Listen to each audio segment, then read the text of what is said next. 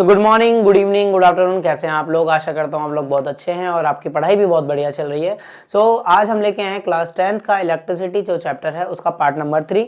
और पिछले दो पार्ट्स में मैं आपको बता चुका हूँ। सबसे पहले आपको चार्ज, देन करंट्स और उनकी बेसिक डेफिनेशन के साथ उनके बारे में डीप डिस्कशन भी कर सका हूँ, जहाँ पर मैंने आपको सर्किट डायग्राम वगैरह भी बताए थे। उसके बाद सेकंड वीडियो में मैंने पोटेंशियल डिफरेंस, पोटेंशियल और ओम्स लॉ कवर कराया था।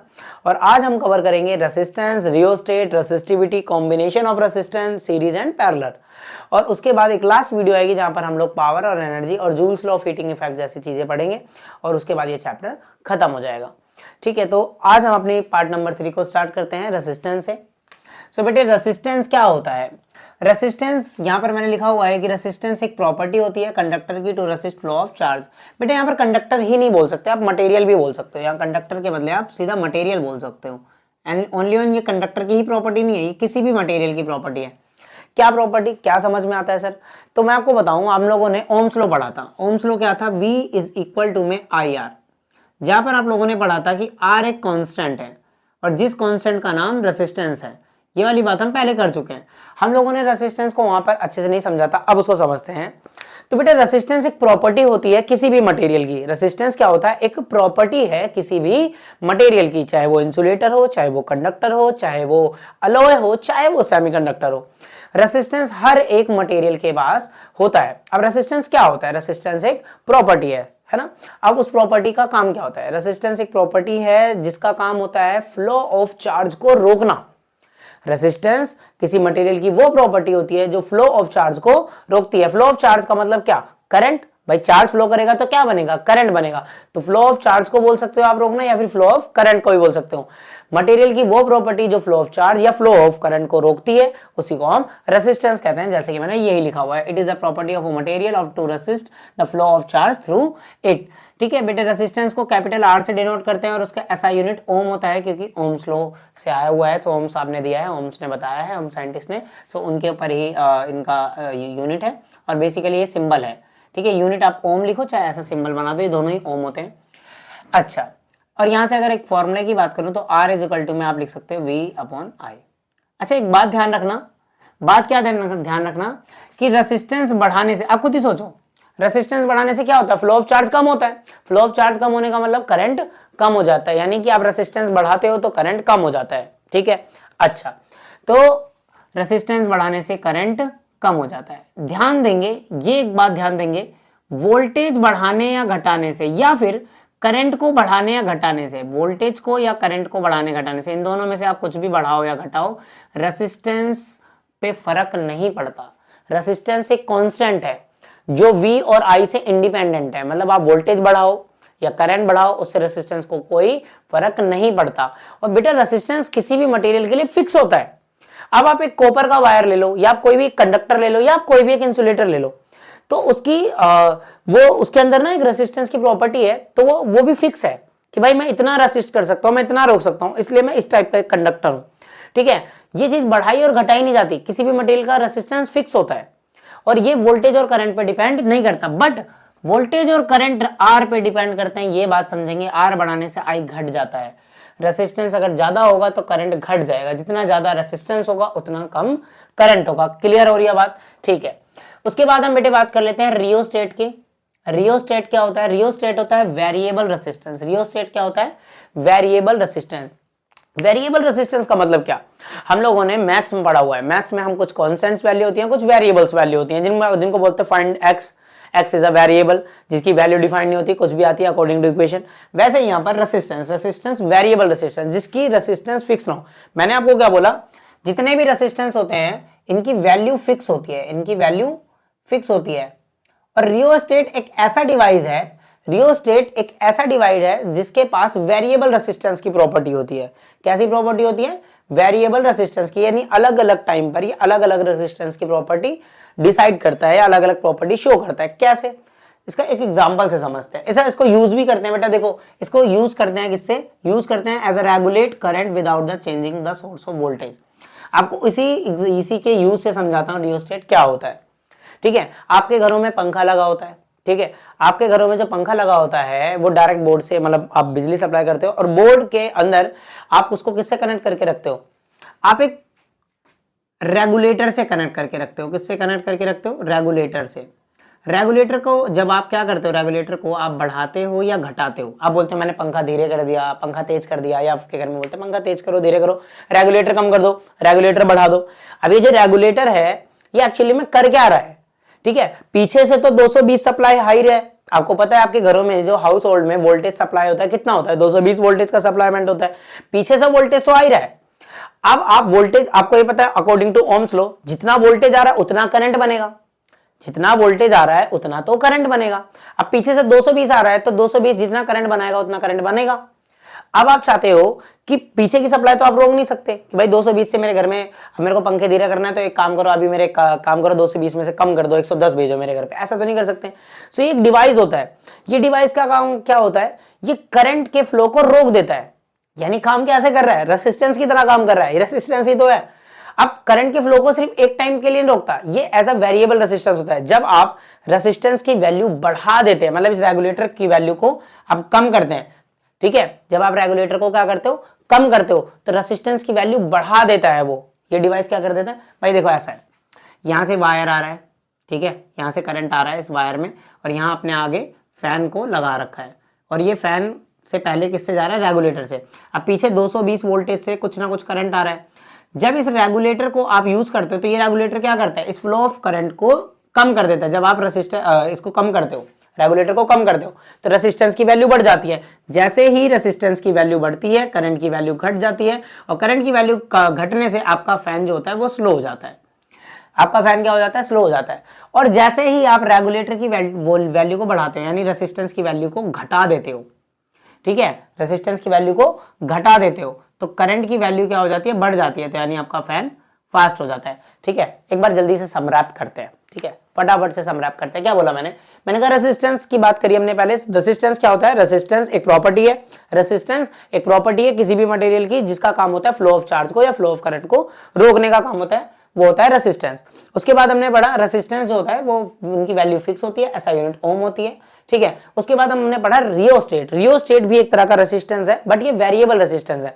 किसी एक रेसिस्टेंस की वैल्यू तो फिक्स होती है, बट रियोस्टेट में जो होती है वो वेरिएबल रेसिस्टेंस दिखाता है, अलग अलग रेसिस्टेंस दिखाता है। मतलब आप इसमें रेसिस्टेंस की वैल्यू बढ़ा भी सकते हो और घटा भी सकते हो। और इसका मैंने आपको एग्जांपल दिया कि आप फैन में जो रेगुलेटर लगा होता है यही होता है एक रियोस्टेट बोल सकते हो, या इसको वेरिएबल रेसिस्टेंस का डिवाइस बोल सकते हो, जिसको आप रेगुलेटर बोलते हो। और इसका काम क्या होता है? बिना मेन वोल्टेज को जो पीछे से घर से 220 आ रहा है उसको बिना छेड़े, बिना उसको चेंज करे, करंट को रेगुलेट करना, कम या ज्यादा कर लेना, बिना मेन सोर्स को हाथ लगाए, बिना वोल्टेज को कम करे या ज्यादा करे, है ना, अपने आप से करंट की वैल्यू को रेगुलेट कर लेना, मेंटेन कर लेने का काम कौन करता है? रियोस्टेट। यानी आपको ये भी समझ आ रहा है कि देखो समझ में तो ये भी आ रहा है कि रेसिस्टेंस यार कैसी प्रॉपर्टी है जो करंट को रोकती है ना, और उसका भी हम यूज कर सकते हैं। ठीक है, उसका हम यूज कैसे कर रहे हैं आपको ये भी समझ आ रहा है ना, वेरिएबल रेसिस्टेंस का। ठीक है, अब बात कर लेते हैं बेटा।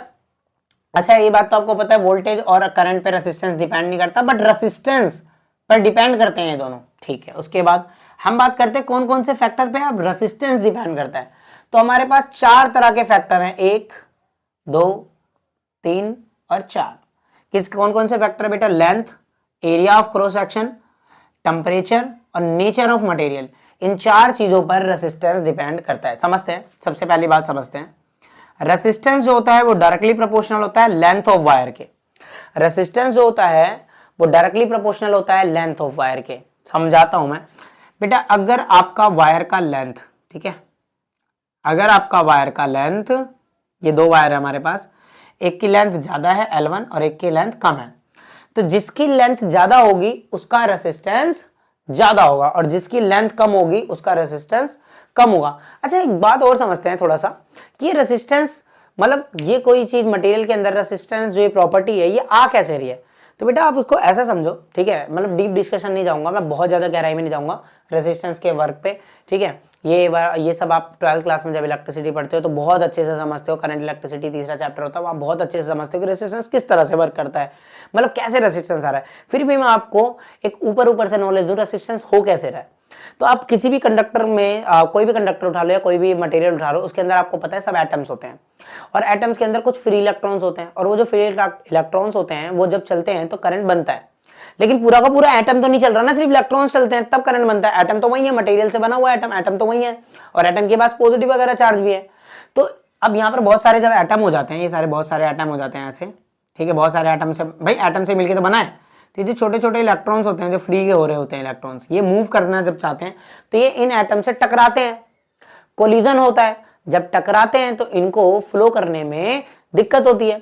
अब जिनके अंदर फ्री इलेक्ट्रॉन कम होते हैं, एटम्स ज्यादा होते हैं, ठीक है, आप ऐसा समझ सकते हैं जिनके पास भीड़ भाड़ ज्यादा होती है और मूव करने के लिए लोग कम होते हैं, ठीक है, तो उसका रेसिस्टेंस ज्यादा होता है क्योंकि भीड़ ज्यादा है। आप समझ सकते हो, आप इसको एग्जांपल के लिए ऐसे समझ सकते हो जैसे ट्रैफिक है, ट्रैफिक में जब अगर ज्यादा कार है और आप लोग बहुत मतलब आप लोग निकलना चाहते हो और बहुत ज्यादा भीड़ भाड़ है, तो आपको निकलने में, फ्लो करने में, यानी चलने में बहुत दिक्कत होगी, सेम बात। बट अगर आपका ट्रैफिक कम है, यानी 2-4 ही गाड़ी है ना, तो आप इजीली निकल जाओगे। तो वही वाली बात होती है कि कौन ज्यादा, मतलब किसके यहाँ ज्यादा भीड़ है और किसके यहाँ कम भीड़ है। जिसके यहाँ ज्यादा भीड़ उसका ज्यादा रेसिस्टेंस। चलो समझ गए थोड़ा थोड़ा कि रेसिस्टेंस हो कैसे रहा है। बेटा अगर नहीं भी समझ आए तो कोई दिक्कत नहीं, आप रेसिस्टेंस को सिंपल सिंपल समझो। ये तो मैंने ऐसे ही बताया, ठीक है, ये तो मैंने ऐसे बताया। अगर आपको समझ आया तो बहुत बढ़िया, नहीं आया तो ये वाली गहराई वाली बात आपके सिलेबस में है भी नहीं, और आप अभी अगर नहीं भी समझते तो कोई दिक्कत नहीं है, ठीक है। तो मैंने आपको बताया कि रेसिस्टेंस, लेंथ बढ़ाने से रेसिस्टेंस बढ़ता है। इसको भी समझते हैं, थोड़ा सा फील करते हैं। आप खुद ही सोचो यार, खुद ही सोचो कि एक इलेक्ट्रॉन को एक जगह से दूसरी जगह तक चलना होता है तब करंट बनता है ना। अब वायर के अंदर कुछ ना कुछ रेसिस्टेंस भी होता है। अब भाई तुम खुद सोचो कि ये मान लो सेम इलेक्ट्रॉन, 2 इलेक्ट्रॉन, एक ये। अब एक को छोटी वायर में चलना है, एक को बड़ी वायर में चलना है। अब दोनों के पास इस वायर, ये वायर मान लेते हो सेम है, बस ये छोटी है ये बड़ी है, ठीक है। तो ये जो वायर है इसका लेंथ ज्यादा होने से भीड़ तो उतनी होगी जितनी इसमें उतनी इसमें। अब इस इलेक्ट्रॉन को क्योंकि चलना बहुत कम है तो इसको भीड़ का सामना बहुत कम करना पड़ेगा। बल इसकी लेंथ बड़ी होने से भाई भीड़ जितनी इसमें उतनी इसमें, लेकिन लेंथ बढ़ जाने से इसमें इसको ज्यादा देर तक भीड़ का सामना करना पड़ेगा। आप समझ रहे हो, यानी लेंथ इंक्रीज करने से भीड़ का ज्यादा सामना करना पड़ेगा, यानी रेसिस्टेंस का ज्यादा सामना करना पड़ेगा, यानी रेसिस्टेंस की वैल्यू लेंथ बढ़ाने से बढ़ जाती है। इसलिए रेसिस्टेंस डायरेक्टली प्रोपोर्शनल होता है लेंथ के। दूसरी बात करते हैं, लेंथ जो रेसिस्टेंस होता है एरिया ऑफ क्रॉस सेक्शन के इनवर्सली प्रोपोर्शनल होता है। रेसिस्टेंस जो होता है एरिया ऑफ क्रॉस सेक्शन के इनवर्सली प्रोपोर्शनल होता है। समझाता हूं उसको मैं, ठीक है। अगर किसी का एरिया ऑफ क्रॉस सेक्शन आप बढ़ा दो, जैसे इसका ये एरिया ऑफ क्रॉस सेक्शन है और किसी का एरिया ऑफ क्रॉस सेक्शन बेटा कम है ये, ठीक है, तो जितना ज्यादा एरिया ऑफ क्रॉस सेक्शन होगा, जितना ज्यादा एरिया ऑफ क्रॉस सेक्शन होगा, आप इसको ऐसा समझ सकते हो जितना ज्यादा चौड़ा रोड होगा, भाई गाड़ी उतनी भीड़ कर रही है लेकिन चौड़ा रोड हो गया। अब चौड़ा रोड होने से अब आप कोलिजन कम करोगे, आपको ट्रैफिक, अब ट्रैफिक तो उतना ही, भाई 10 गाड़ी भीड़ लगा रही है लेकिन रोड पतला है तो भाई 2 गाड़ी भी भीड़ लगा लेंगी ना। लेकिन अगर एरिया बढ़ा दोगे, एरिया ऑफ क्रॉस सेक्शन बढ़ा दोगे, रोड चौड़ा कर दोगे तो आपको उतना भीड़ कम लगेगा। तो वही बात है, एरिया ऑफ क्रॉस सेक्शन बढ़ाने से रेसिस्टेंस की वैल्यू घट जाती है, इसलिए रेसिस्टेंस इनवर्सली प्रोपोर्शनल होता है एरिया ऑफ क्रॉस सेक्शन के। क्लियर है क्या बेटे? बात क्लियर है ये दोनों, ठीक है। आ जाते हैं इनका फॉर्मूला बेटा, इन्हीं दोनों इक्वेशन से मिलकर बनता है रेसिस्टेंस का। रेसिस्टेंस का फॉर्मूला इन दो इक्वेशन से मिलकर बनता है, इक्वेशन नंबर 1, इक्वेशन नंबर 2, ठीक। इन दोनों की बात करते हैं बेटा, अभी टेम्परेचर और नेचर ऑफ मटेरियल की बात करते हैं। पहले इसको सुनो कि कंबाइन करेंगे दोनों इक्वेशन को, combine equation number 1 and equation number 2, दोनों को जोड़ेंगे। So we have R is L by A। Normally proportionality का साइन हटाएंगे तो एक कांस्टेंट आएगा, ये आप पढ़ते आ रहे हो और ये बात क्लियर है, और नहीं पता तो आज दोबारा सुनो, फिर से सुनो। जब भी प्रोपोर्शनलिटी का साइन हटा के इक्वल टू का साइन लगाते हैं तो कोई एक कांस्टेंट डालते हैं, सॉरी। सो कांस्टेंट यहां पर जो डालेंगे वो डालेंगे रेसिस्टिविटी, रो, ठीक है। जब आप ये प्रोपोर्शनल का साइन हटा के इक्वल टू का साइन लगाओगे तो यहां पर आएगा रेसिस्टिविटी। रेसिस्टिविटी क्या है? ये यहां पर कांस्टेंट का काम कर रहा है, लिख लेते हैं यहां पर, ये एक कांस्टेंट है। इस कांस्टेंट का नाम क्या है? रेसिस्टिविटी है। अभी बेटा रेसिस्टिविटी हम पढ़ेंगे अच्छे से, रेसिस्टिविटी हम पढ़ेंगे अच्छे से, ठीक है। तो रेसिस्टिविटी फिलहाल के लिए आप ये समझो कांस्टेंट है। अच्छा चलो इसकी बात भी थोड़ी सी कर लेते हैं। कांस्टेंट है तो क्या हुआ? रेसिस्टिविटी क्या होती है? रेसिस्टिविटी होती है नेचर ऑफ मटेरियल। चलो बात कर लेते हैं नेचर ऑफ मटेरियल, ठीक है। रेसिस्टिविटी होता है नेचर ऑफ मटेरियल, ठीक है। भाई आप खुद सोचो, आप खुद सोचो, एक तो लेंथ पर डिपेंड कर रहा है, एरिया पे डिपेंड कर रहा है, भाई रेसिस्टेंस इस पे भी तो डिपेंड करेगा कि आप मटेरियल कौन सा यूज कर रहे हो। समझ रहे हो मेरी बात? अब आपको पता है कि कंडक्टर्स होते हैं, इंसुलेटर्स होते हैं, कंडक्टर्स होते हैं, इंसुलेटर्स होते हैं, सेमीकंडक्टर्स होते हैं, अलॉय होते हैं। अब शायद आपको सेमीकंडक्टर ना पता हो, छोड़ो उसको, अलॉय पता है, वहां तक रखो। तो हमारे पास आ गए कंडक्टर्स, इंसुलेटर्स और अलॉय। ठीक है, सो कंडक्टर क्या होता है? जो कंडक्ट कर लेता है, और इंसुलेटर क्या होता है? जो इंसुलेट करता है, मतलब कंडक्ट नहीं करता, इलेक्ट्रिसिटी को अपने अंदर से पास नहीं होने देता, वो इंसुलेटर होता है। आप जैसे समझो मेरी बात, इंसुलेटर के लिए एग्जांपल ले सकते हो आप प्लास्टिक। इंसुलेटर के लिए एग्जांपल क्या ले सकते हो? प्लास्टिक ले सकते हो। ठीक है, अब ये जो प्लास्टिक है, ये एक अलग टाइप के मटेरियल से बनी है, ये अलग तरह का नेचर का मटेरियल है इसका। ठीक है, अच्छा, और जैसे कॉपर है, कॉपर एक अलग तरह का मटेरियल है, यानी कि, और एक गोल्ड है, वो अलग तरह का मटेरियल है। मतलब अलग अलग एलिमेंट से बनी हुई, अलग अलग एटम से बनी हुई चीज है, अलग अलग नेचर का बिहेवियर होगा इनका, क्योंकि अलग अलग एटम से बने हैं। आपको केमिस्ट्री के पॉइंट ऑफ व्यू से मैं बिल्कुल डीप नहीं जाऊंगा, लेकिन आपको इतना तो समझ आता है ना कि अलग अलग चीज, अलग अलग एलिमेंट से बनी हुई चीजें या अलग अलग एटम से बनी हुई चीजें अलग अलग बिहेवियर शो करेंगी। सो अलग अलग एटम से अलग अलग मटेरियल की बनी हुई चीजें, और उनका रेसिस्टेंस भी अलग अलग होगा। ठीक है, यानी नेचर ऑफ मटेरियल होता है, किस तरह का मटेरियल आप यूज कर रहे हो उस चीज बनाने के लिए, और वही नेचर ऑफ मटेरियल को आप डिसाइड भी कर सकते हो कि उसमें देख सकते हो कि किसके अंदर रेसिस्टेंस ज्यादा है। भाई जो आपने मटेरियल चेक कर लिया जिसके अंदर रेसिस्टेंस ज्यादा होता है, उन मटेरियल्स को आप बोल देते हो कि भाई इनके अंदर रेसिस्टेंस ज्यादा है, इनको इंसुलेटर बना दो। जिन मटेरियल्स के अंदर क्या नाम है, रेसिस्टेंस बहुत कम होता है, उनको बोल देते हो आप कंडक्टर बना लो। ठीक है, तो यानी अब नेचर ऑफ मटेरियल पे भी कहीं ना कहीं बात डिपेंड कर रही है। अब मैं इसमें और ज्यादा डीप नहीं जाऊंगा, बस इतना समझो कि नेचर ऑफ मटेरियल को ही हम क्या कहते हैं? रेसिस्टिविटी कहते हैं। क्लियर हुआ? अच्छा, एक बात और टेम्परेचर वाली बात। बेटा टेम्परेचर वाली बात और समझेंगे, लास्ट बात है। ठीक है, मतलब फैक्टर की लास्ट बात है, चैप्टर की नहीं। तो टेम्परेचर क्या होता है? टेम्परेचर तो आपको पता है, तापमान। तापमान बढ़ाने से क्या होता है, घटाने से क्या होगा? बेटा मैं आपको बताऊं, टेम्परेचर बढ़ाने से रेसिस्टिविटी बढ़ जाती है। टेम्परेचर बढ़ाने से रेसिस्टिविटी बढ़ जाती है। टेम्परेचर बढ़ेगा, रेसिस्टिविटी बढ़ जाएगी, और रेसिस्टिविटी बढ़ जाएगी तो रेसिस्टेंस भी बढ़ जाएगा। बस इतनी सी बात समझो। टेम्परेचर बढ़ाओगे, रेसिस्टिविटी बढ़ेगी, रेसिस्टिविटी बढ़ेगी, रेसिस्टेंस भी बढ़ेगा। ठीक है, इतनी बात समझ सकते हो आप। ठीक है, ये बात देखो, टेम्परेचर वाला बहुत ज्यादा डीप है नहीं, बस इतना आपको बता दूं कि टेम्परेचर बढ़ाने से रेसिस्टिविटी बढ़ती है और रेसिस्टिविटी बढ़ने से रेसिस्टेंस बढ़ता है। ठीक है, इसकी ज्यादा चर्चा नहीं करेंगे, और ये चीज आप बहुत अच्छे से सीखोगे जब आप 12th क्लास में जाओगे। ये टेम्परेचर वाला कंसेप्ट इतना समझ के रखो बस, और ज्यादा है नहीं। ठीक है, बहुत क्लियर हुआ। हमने रेसिस्टेंस पर समझा, रियोस्टेट समझा, और क्या समझा, किन किन फैक्टर्स पे रेसिस्टेंस डिपेंड करता है। वी और आई पे तो नहीं करता, अब हमें पता लग गया। एल पे करता है, लेंथ पे, एरिया पे, रेसिस्टिविटी पे करता है, और उसके साथ टेम्परेचर पे भी करता है। टेम्परेचर बढ़ाने से रेसिस्टिविटी बढ़ जाती है, रेसिस्टिविटी बढ़ाने से रेसिस्टेंस बढ़ जाता है। अच्छा, यानी एक बात और समझेंगे, रेसिस्टेंस ज्यादा होता है जिसका, वो कंडक्टर होता है। कंडक्टर का रेसिस्टेंस भी ज्यादा होता है, रेसिस्टिविटी भी ज्यादा होती है। अब कैसे भी समझो, रेसिस्टिविटी ज्यादा मतलब रेसिस्टेंस ज्यादा। ठीक है, सॉरी रेसिस्टिविटी ज्यादा, रेसिस्टेंस ज्यादा, और रेसिस्टेंस भी ज्यादा, तो वो क्या है? इंसुलेटर है ना। सॉरी भाई, सॉरी, प्लीज कमेंट नहीं करेंगे कि कंडक्टर को रेसिस्टेंस बढ़ा दिया।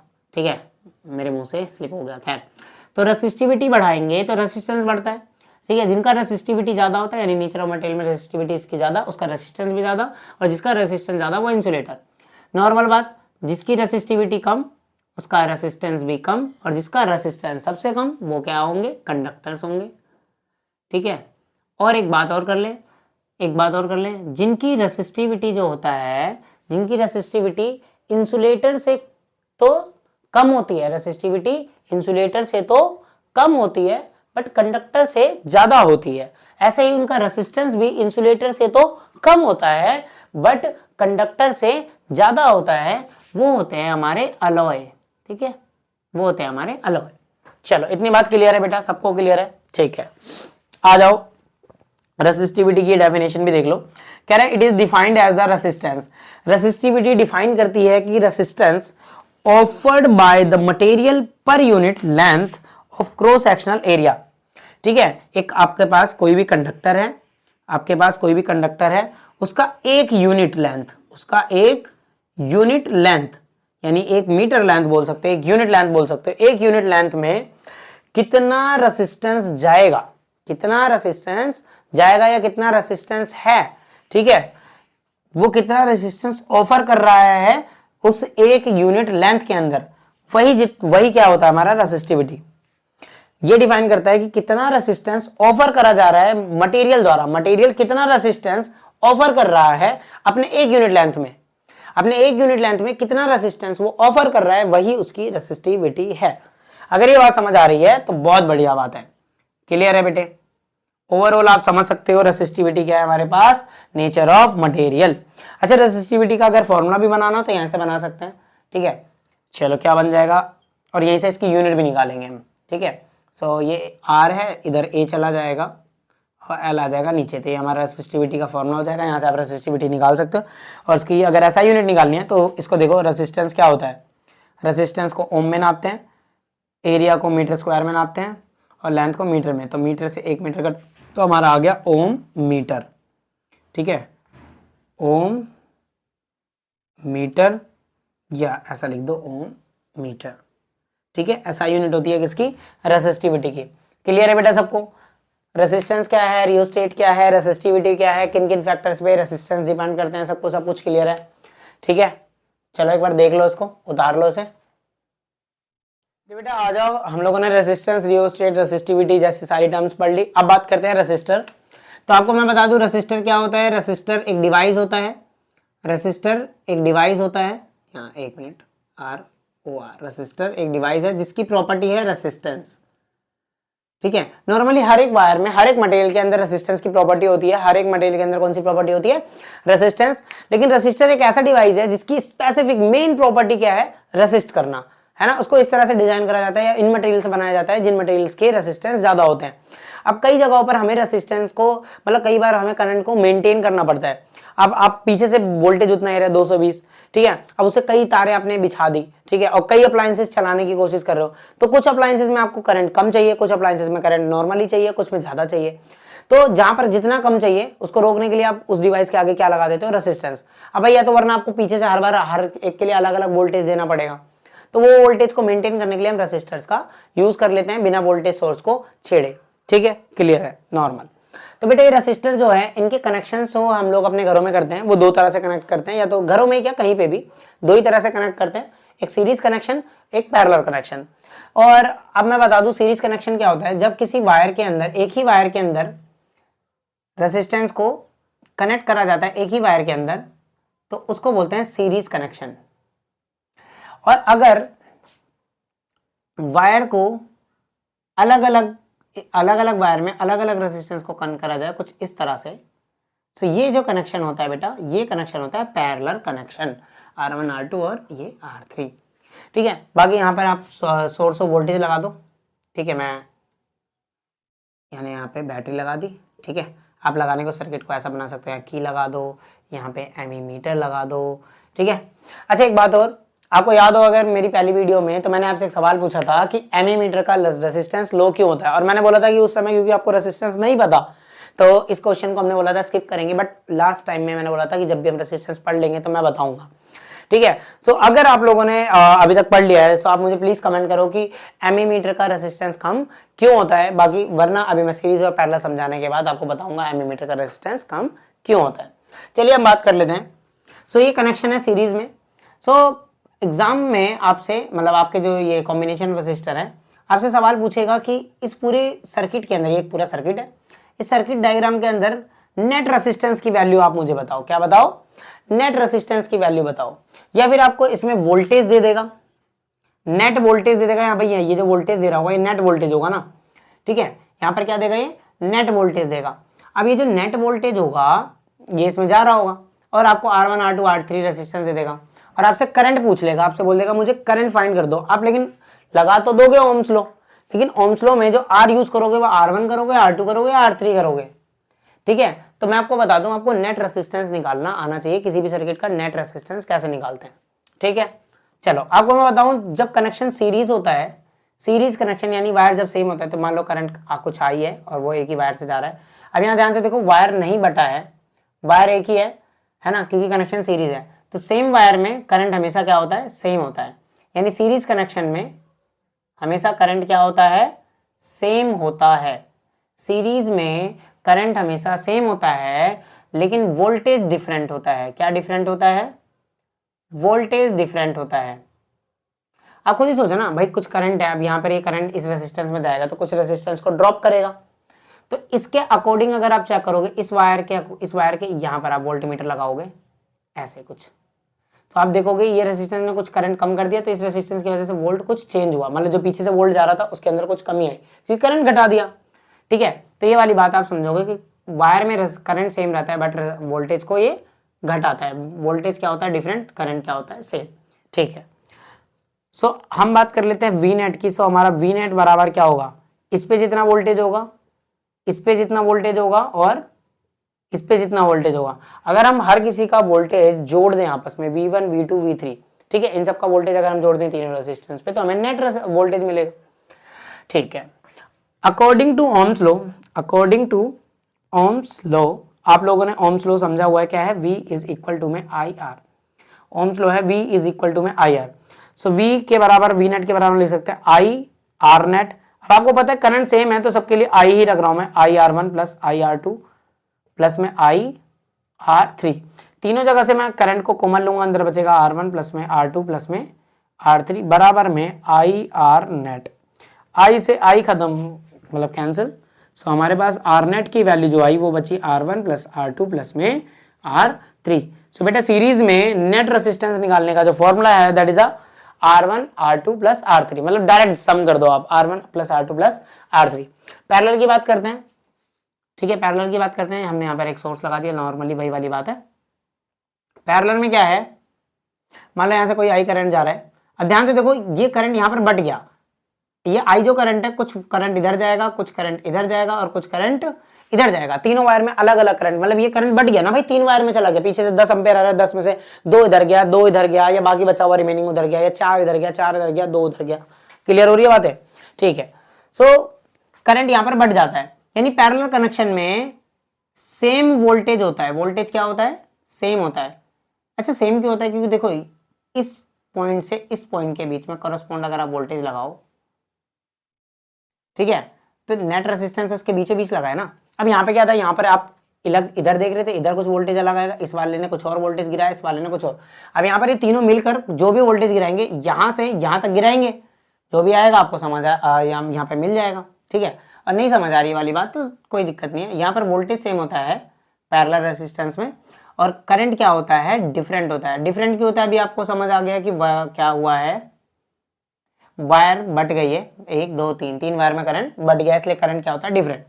तो यहाँ पर वोल्टेज तो जब तीनों में सेम ही रहेगा तो नेट वोल्टेज की टेंशन नहीं है, बट नेट करंट कैसे निकालेंगे, नेट करंट निकालेंगे आई नेट। भाई कुछ करंट यहाँ पर गया होगा, मान लेते हैं I1, यहाँ पर कुछ करंट गया होगा I2, यहाँ पर कुछ करंट गया होगा I3। सो नेट करंट निकालने के लिए I1 plus I2 plus I3, इन तीनों करंट को हम जोड़ देंगे। ठीक है, यहाँ पर जो भी करंट गया होगा कुछ,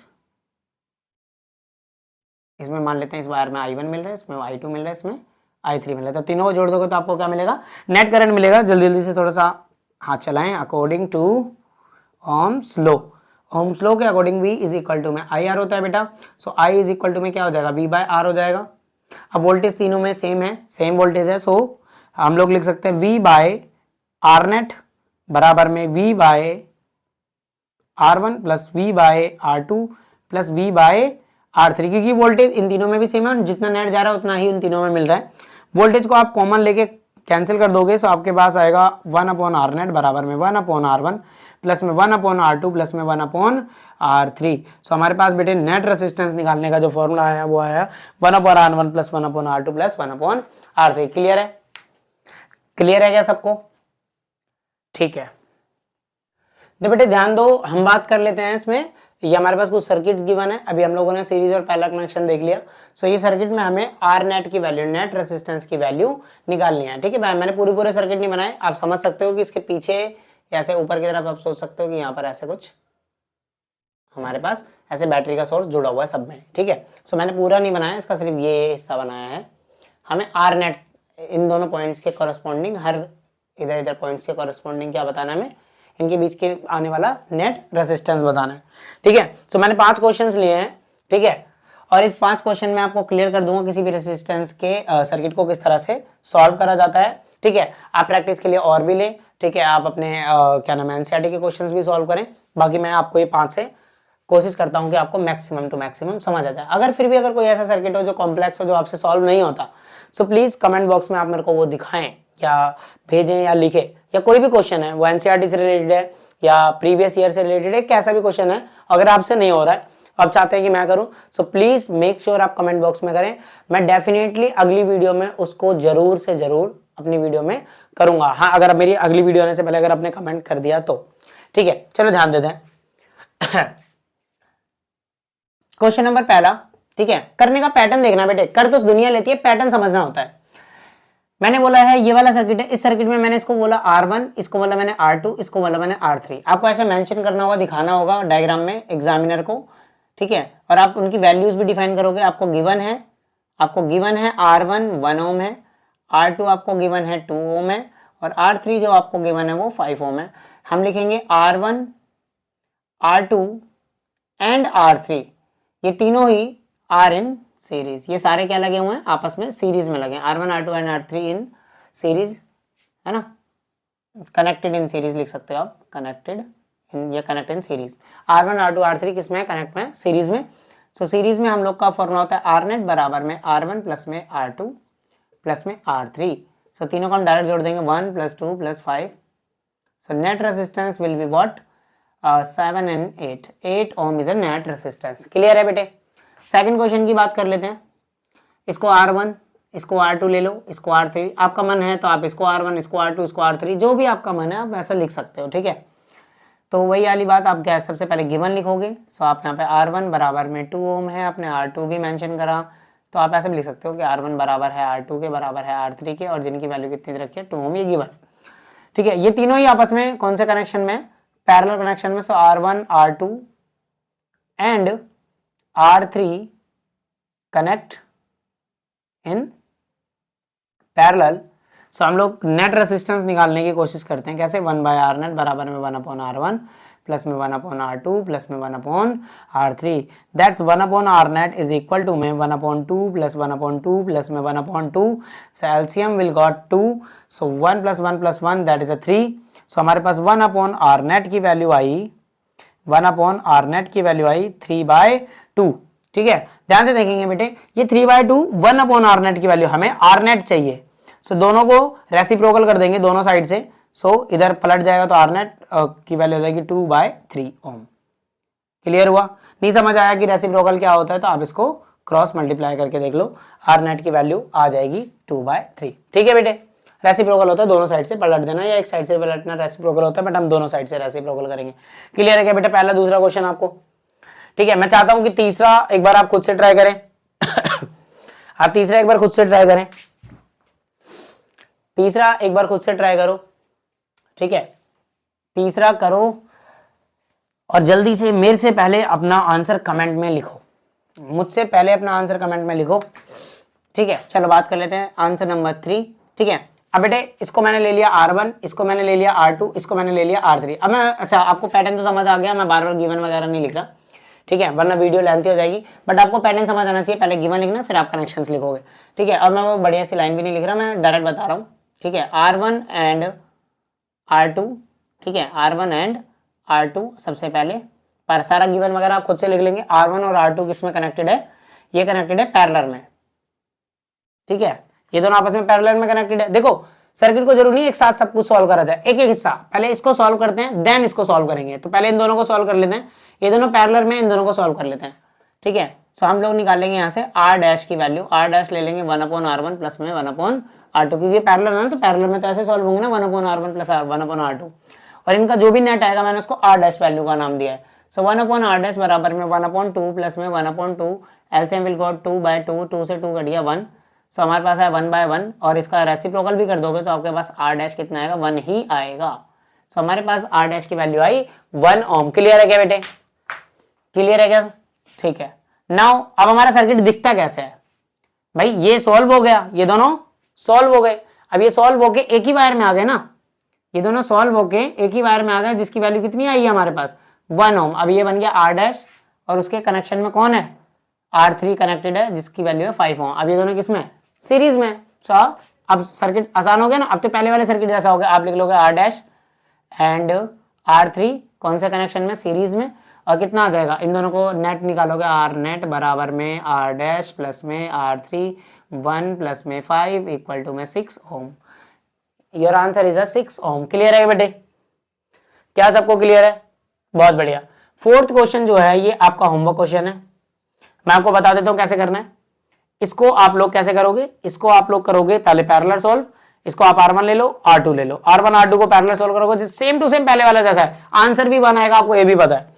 ऐसे ही एक बार इधर इसको R3 इसको R4 ले लो, इनको भी पैरेलल में सॉल्व करके सीरीज में कर लो, दोनों फिर ऐसे वायर में बन जाएंगे। इस इधर सॉल्व करके मान लो R डैश है, इधर सॉल्व करके R डबल डैश है, दोनों सीरीज में जाएंगे, R dash plus R double dash आप सॉल्व कर लोगे, R नेट आ जाएगा। ये आप खुद से करेंगे। पांचवा क्वेश्चन, एक लास्ट क्वेश्चन मैं कराता हूं सीरीज का एक पांचवा क्वेश्चन और मैं लास्ट कराता हूं, ठीक है।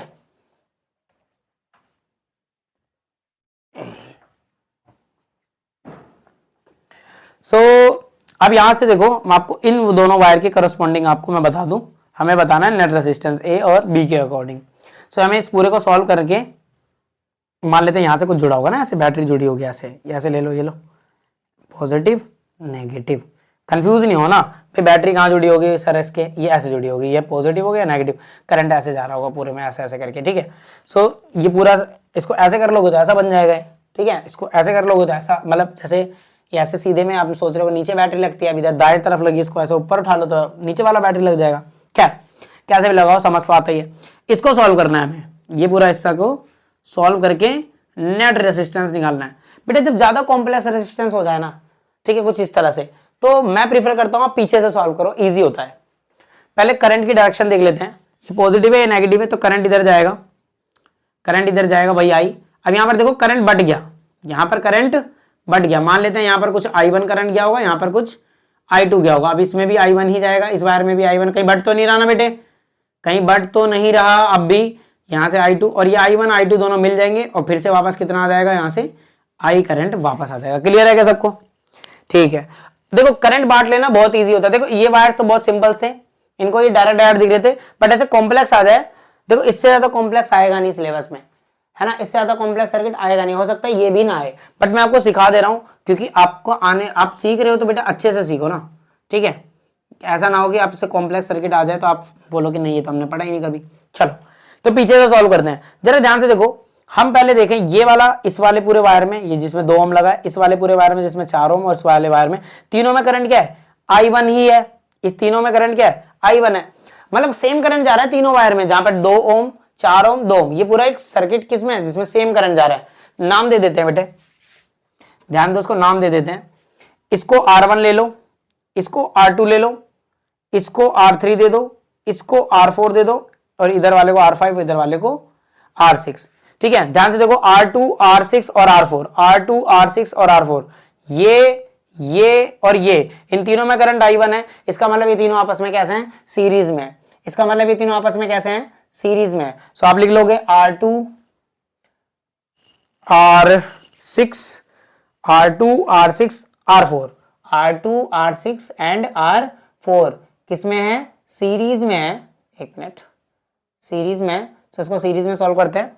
सो हमारे पास हो जाएगा, हम लिख लेते हैं R dash is equal to में R2 प्लस में R6 प्लस में R4। So we got what, 2 plus 4 plus 2, so we got 4 and 4 is 8 ohm. हमारे पास R डैश की वैल्यू क्या आ गई बेटे, 8 ओम। इस सर्किट को आप सिंप्लीफाई करके बनाता हूं मैं, इस सर्किट को मैं सिंप्लीफाई करके बनाता हूं, जरा ध्यान देंगे। ये पूरी चीज सॉल्व हो गई, इधर वाला पूरा चीज सॉल्व हो गया, सॉल्व होके एक ही वायर पे आ गया, और जिसकी वैल्यू कितनी आई अपने पास, 8 ओम, ठीक है। ये हमारे पास 4 ओम है, ये हमारे पास कितना है, 2 ओम है, और ये हमारे पास कितना है, 2 ओम है। हमारे पास ये R1 है, ये हमारे पास R5 है, और ये हमारे पास R3 है, और ये जो हमने वैल्यू निकाली ये हमारे R डैश की वैल्यू है। क्लियर है क्या सबको, कैसे सॉल्व करा, ठीक है। अब जरा ध्यान दो, इस पूरे वायर में एक ही करंट था I1, अब इस वाले करंट में क्या है, I2, यानी इसमें अलग करंट है, इसमें अलग करंट है, यानी दोनों कैसे कनेक्टेड है। जब भाई वायर में अलग अलग करंट होगा तो इसका मतलब वो पैरेलल कनेक्टेड है, ठीक है। तो इन दोनों को पैरेलल में सॉल्व करोगे, सो आप लिख लोगे R5 and R dash is या कनेक्टेड इन पैरेलल, ठीक है। कनेक्टेड इन क्या है, पैरेलल है। तो मैं लिख लेता हूं 1 अपॉन R डबल डैश बराबर में R डैश 1 अपॉन R5, दोनों को हम किस में सॉल्व कर लेंगे, पैरेलल में। 1 अपॉन 8 प्लस 1 अपॉन 4, बेटा 1 एलसीएम ले लोगे तो कितना आ जाएगा अपने पास, 8 आ जाएगा, 1 प्लस में 4 2 जा 8, कोई दिक्कत तो नहीं है। हमारे पास आया 1/r डबल डैश बराबर में 3/8। इसको रेसिप्रोकल कर लेंगे तो r डबल डैश की वैल्यू आ जाएगी 8/3 ओम। क्या आ जाएगी 8/3 ओम, कोई दिक्कत तो नहीं है। ठीक है, ये दोनों सॉल्व हो गए, एक ही वायर में आ गए। अब देखो हमारा रिमेनिंग सर्किट क्या बचा, हमारा रिमेनिंग सर्किट क्या बचा भाई, ये दोनों सर्किट आपस में सॉल्व हुए और यहां बन गया r डबल डैश, ये रहा r1, ये रहा r3, और r डबल डैश की वैल्यू कितनी निकाली आपने 8/3 ओम। कितना सिंपल है, कितना सिंपल है बेटे। अब ध्यान दो, अब ध्यान दो इस वायर में, अब ये वायर देखो, पहले सर्किट ऐसा दिख रहा था, हमने सॉल्व करा ऐसा बना, और सॉल्व करा ऐसा बना। अब इस सर्किट को अगर आप देखो तो इस सर्किट में देखो करंट ऐसे जाएगा, करंट ऐसे जाएगा, करंट ऐसे, करंट ऐसे, करंट ऐसे, मतलब देखो बट नहीं रहा, सेम करंट जा रहा है, सेम करंट आ रहा है, यानी ये तीनों कैसे कनेक्टेड है भाई। जरूरी नहीं है सीरीज दिखाने के लिए ऐसे सीधा सीधा दिखे, सीरीज ऐसा ऐसा जरूरी नहीं है यही दिखे, सीरीज ये भी तो है, ये भी सीरीज है, ये भी सीरीज है, ये भी सीरीज है, ये सब सीरीज ही तो है, एक ही वायर में है ना, बट नहीं रहा ना वायर, तो ये सीरीज ही है। तो ये किस में बन गए, सीरीज में। सो आप क्या कर लोगे, आर नेट निकालने के लिए क्या कर लोगे, R1 यानी 2, R3 यानी कि 2, सीरीज में तो डायरेक्ट जमा होगा ना, तो 2 + 2 एंड 8/3, तो ये हो जाएगा 4 प्लस में 8/3, सो 4 3 जा 12 प्लस 8/3, एलसीएम ले लोगे, ठीक है, 3 आ जाएगा आर नेट, ठीक है, 12 और आ जाएगा अपने पास 8 9 10 यानी 20/3 ओम। हमारा आर नेट कितना आएगा बेटा 20/3 ओम। क्लियर है क्या सबको, क्लियर है क्या। सो बेटा देखो हम लोगों ने इस तीसरे पार्ट में मैंने आपको सर्किट डायग्राम सॉल्व भी करने सिखाए, ठीक है, रेसिस्टेंस वगैरह भी मैंने सिखाए। हाँ, मैंने एनसीईआरटी के वो क्वेश्चंस नहीं लिए जिसमें रेसिस्टेंस के, नेट रेसिस्टेंस के, वोल्टेज, करंट या रेसिस्टिविटी से रिलेटेड क्वेश्चन नहीं लिए, जिनको आप खुद से ट्राई कर सकते हो, क्योंकि एनसीईआरटी के अंदर 10th क्लास के अंदर put the value get the answer जैसे सवाल दे रखे हैं, ठीक है। फिर भी मैं कोशिश करूंगा कि अगली वीडियो जो है यानी लास्ट वाली हमारी, जिसमें मैं पावर और एनर्जी समझाऊंगा, वो बहुत छोटे टॉपिक से तो बहुत जल्दी कवर हो जाएंगे, तो मैं उनके न्यूमेरिकल्स के साथ रेसिस्टेंस से रिलेटेड और ओम्स लॉ से कंबाइंड, मतलब ओम्स लॉ और पैरेलल कनेक्शन एंड सीरीज और हीट, इन सब के मिक्स न्यूमेरिकल, ठीक है, आपस में मतलब ये रिलेट भी करें, इस तरह के न्यूमेरिकल्स भी मैं आपको करा दूंगा जो एनसीईआरटी पे बेस्ड है। 2-4 एग्जांपल्स, 1-2 एनसीईआरटी के एक्सरसाइज के और एक आधा प्रीवियस ईयर का, ठीक है, उसको भी मैं कोशिश करूंगा ज्यादा लंबा ना हो। लेकिन अगर आपको फिर भी बहुत ज्यादा न्यूमेरिकल्स में प्रॉब्लम आएगी, आप चाहोगे तो मैं एक सेपरेट वीडियो डालूंगा जिसके अंदर मैंने इस पूरे चैप्टर के जितने भी टॉपिक्स हैं उन सब के सिर्फ और सिर्फ न्यूमेरिकल्स कराऊंगा, ठीक है। अगर आप चाहते हो तो ऐसा आप मेरे को मेंशन करना, कमेंट बॉक्स में लिखना, तो मैं जरूर कराऊंगा। सो इस वीडियो को ज्यादा ना लंबा रखते हुए हम इसको यहीं खत्म करते हैं, ठीक है, और देखने के लिए थैंक यू वेरी मच।